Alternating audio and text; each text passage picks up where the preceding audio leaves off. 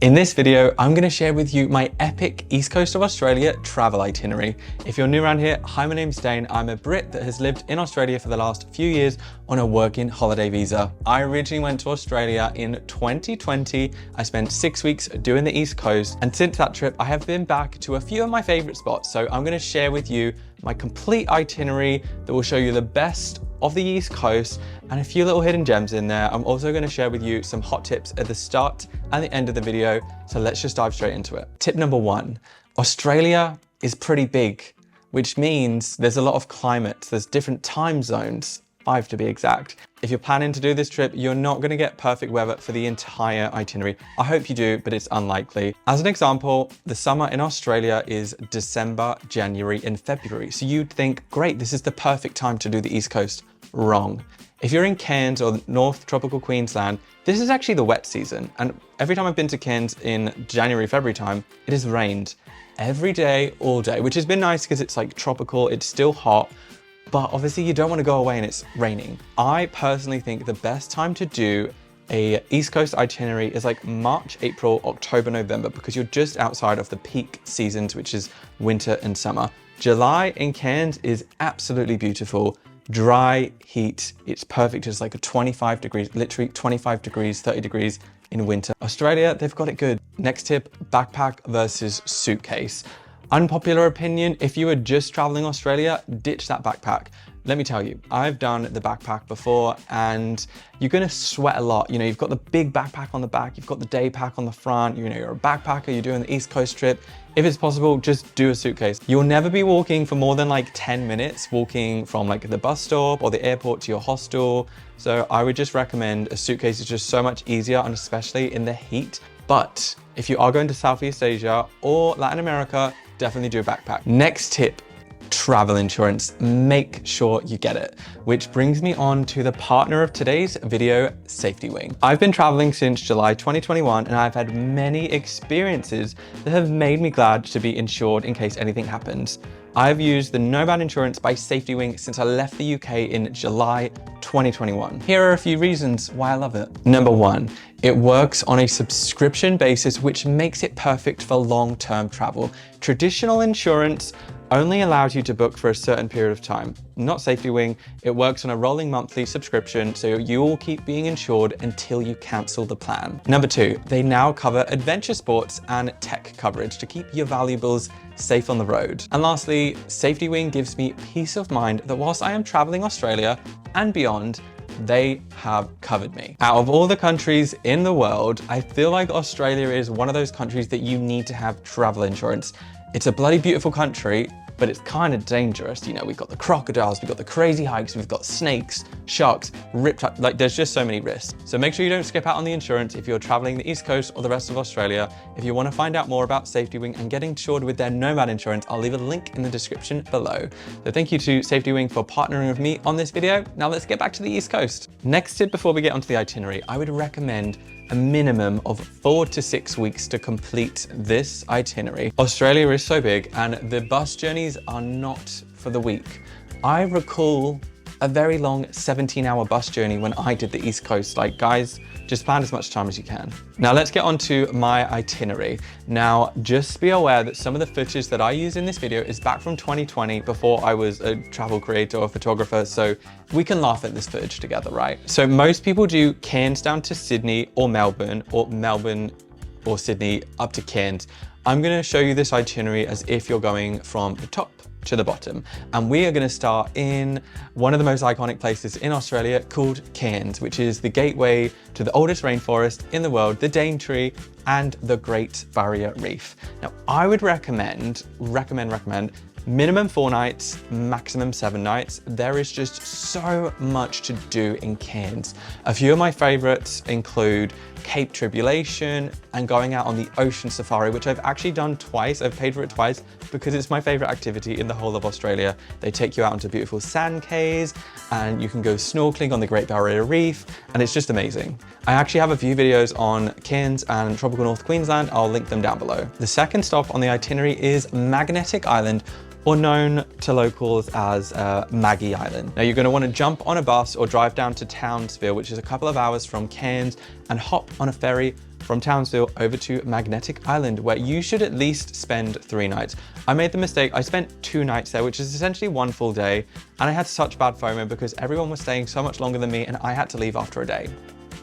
One of the most iconic things you can do on Magnetic Island is rent a Barbie Jeep and drive around the island. It's a very small island. You could drive the whole thing in, I reckon, like 20-25 minutes, but there's some beautiful beaches there. I stayed at Nomad's Hostel and it was really cool. I made loads of friends and it was just a great vibe, and I would 100% recommend going back to Magnetic Island. They also have a Selena Hostel on the island, which is one of my favorites if you're a digital nomad. I have a discount code for the Selenas in Australia and Thailand, which I'll leave a link down below if you want to save some money. I know I do. Next up, we have Nude Beach, which is the gateway to the Whitsundays. We've all seen the dreamy visuals of Whitehaven Beach, which has like the purest, whitest sand in the world. It's so stunning. I would recommend 4 nights in Nude Beach, 1 night either side of the tour, and then 2 nights for whatever Whitsundays tour you choose. I chose to do the Avatar tour, which was on a really cool catamaran. There's plenty of tour options. If you want a party option, there is a boat called the Clipper. I went with Avatar. It was kind of like an in-between. It was very chill. We still had a few drinks in the evening and I just had the best time. Next up is one of my favorite destinations in Australia in its entirety. It's called Gari, formerly known as Fraser Island. Now I have a whole video comparing 3 different tours that you can do on Gari. There are 3 main spots that you will need to stay to access Gari, and those are Noosa, Rainbow Beach, and Hervey Bay. Most backpackers will depart from Noosa, it's where a lot of the tours go from, but I would highly recommend doing the 3-day, 2-night tag-along tour. You actually get to drive on Gari, which is the largest sand island in the entire world. And it's so much fun to just drive 4x4s on the beach. And you've got like the waves hitting up the car, and you do camping and go to all the top spots on the island. I won't go into this too much because I have a whole video comparing 3 different Gari tours.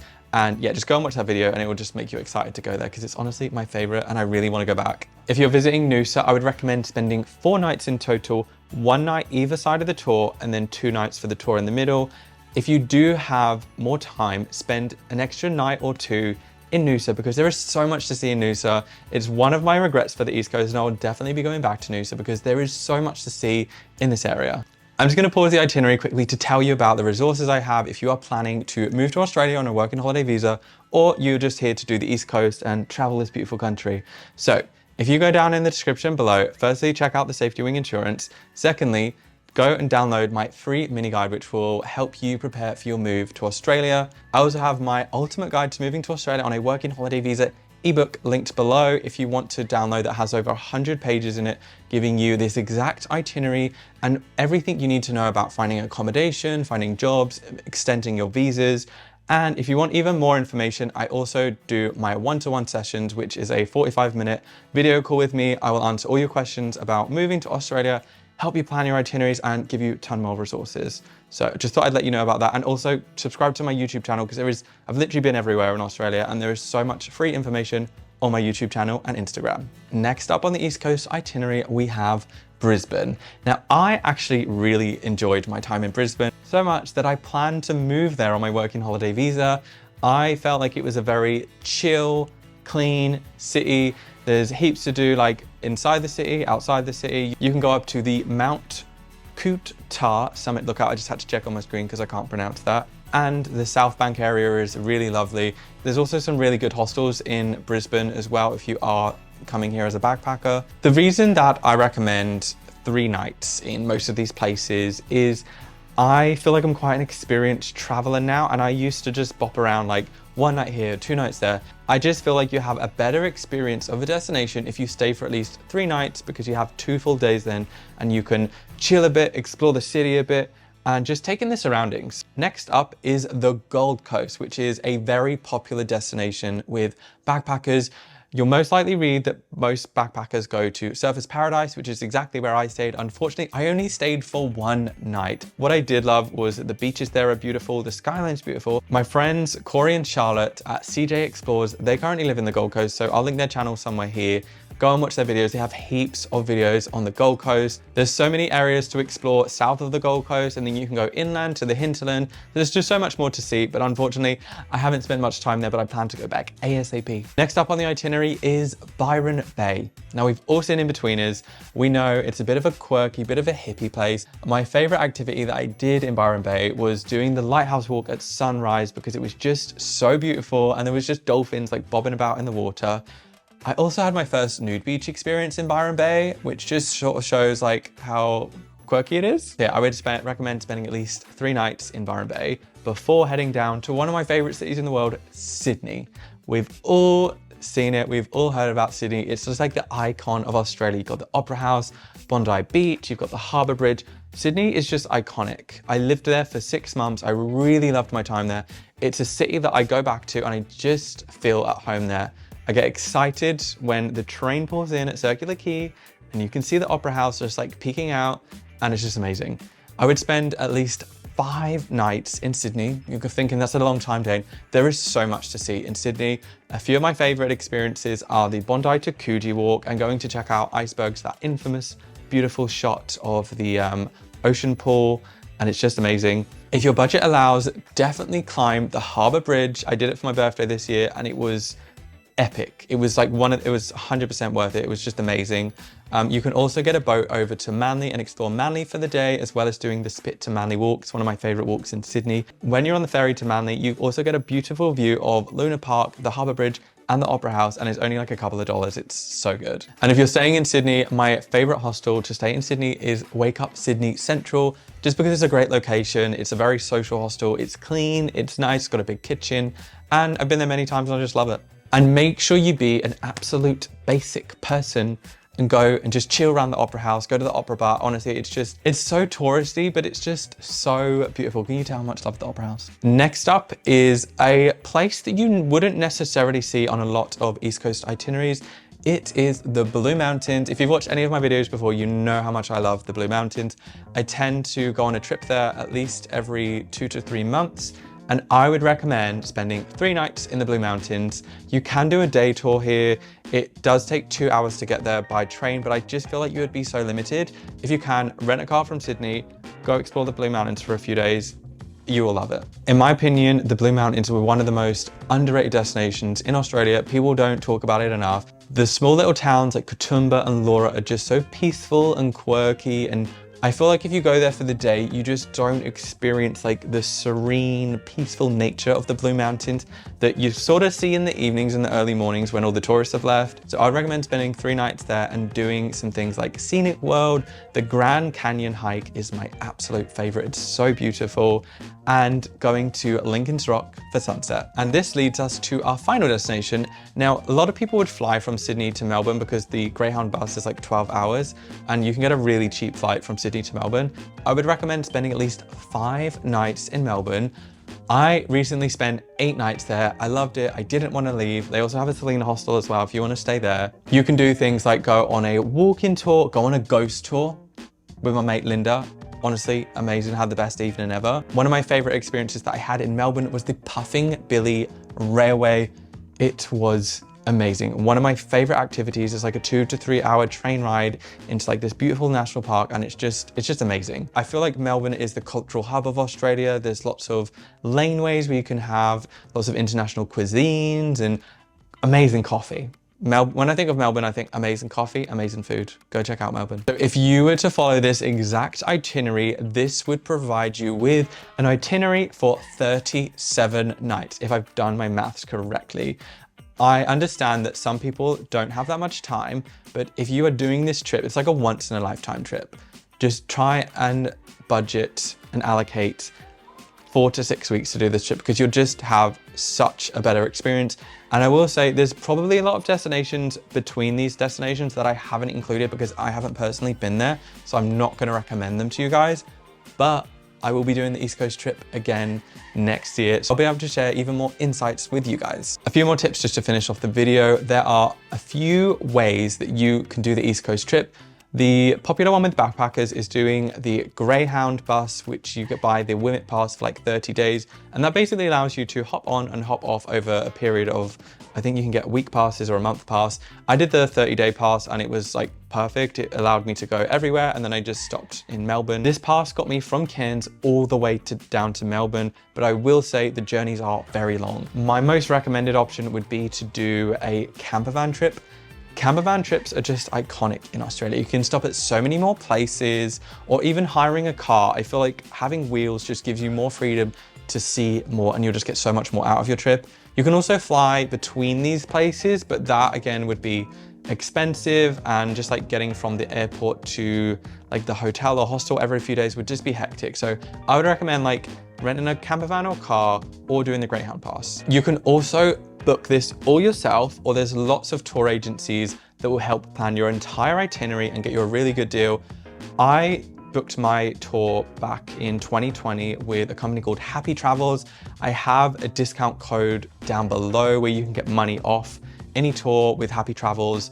And yeah, they just make it so easy. They get you excited. They can add in activities, take off activities, and just tailor your itinerary to fit your needs. Next tip is budget. I would honestly budget at least $1,000 per week, Australian dollars, to do this East Coast itinerary.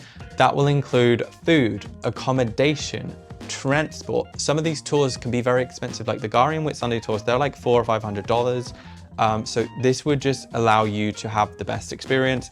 $1,500 would be amazing, but I think you can easily do it on $1,000 a week. And my last tip is try and avoid the summer holidays. So the summer holidays in Australia goes from mid-December all the way through to the end of January. This is the peak season in Australia to travel. So if you are traveling during January and December and Christmas time, everything is going to be inflated. Flights will be more, car rentals will be more, accommodation will be more, and it would be harder to secure spots on like these bucket list tours. And that sums up my East Coast itinerary. If you have any questions or any other hidden gems that I've missed, comment them down below. So if anyone's watching this video, they can look at the comments and see some other cool destinations to see during their time in Australia. As mentioned, I have heaps of resources down in the description. I've got discount codes. Go check out Safety Wing as well if you're looking for insurance. I've honestly used them for the last 3 years, and I wouldn't recommend another insurance over them because I just love them. So thank you so much for watching this video. Make sure you hit the like button if you enjoyed it, if you found it useful. Go leave some comments, subscribe on YouTube, and go follow me on Instagram, and I'll see you in the next video. So until next time, take care and peace out.